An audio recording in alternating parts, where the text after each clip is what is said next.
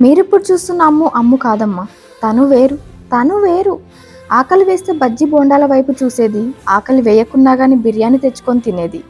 ఆ ఆకలి ప్రళయంలో పడి లావవుతున్నానని గ్రహించిన అమ్ము బరువు తగ్గాలి అన్న ఆలోచనలో హెల్తీగా తినడం నేర్చుకుంది. ఈ ప్రయత్నంలోనే ప్రోటీన్ పిచ్చి పట్టుకుంది. ఎంతలా అంటే కడ్డు పోహ. ఇప్పుడు మనం చేసేది కడ్డు పోహ, అయినా నేను కర్డ్ రైస్ అనే అంటాను. ఈ కర్డ్ రైస్లో కూడా ప్రోటీన్ కోసం పన్నీర్ వేసుకునేంత పిచ్చిగా మారిపోయింది.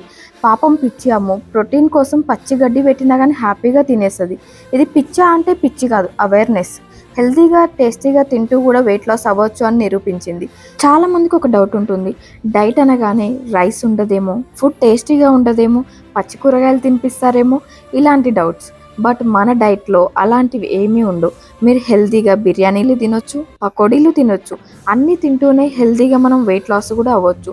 మీకు వీక్లీ చీట్ మీల్స్ ఉంటాయి. మేము చెప్పే రెసిపీస్ కూడా హెల్తీ అండ్ టేస్టీగా ఉంటాయి. సో మీరు కూడా ఇలాగే హెల్తీ అండ్ టేస్టీ ఫుడ్ని తినుకుంటూ వెయిట్ లాస్ కావాలి అనుకుంటే ఇక్కడ కనిపించే మా నెంబర్కి వాట్సాప్ చేయొచ్చు. ఇలా హెల్తీ ఫుడ్ ఎంజాయ్ చేస్తూ మీరు హెల్తీగా వెయిట్ లాస్ అవ్వచ్చు. Thank you.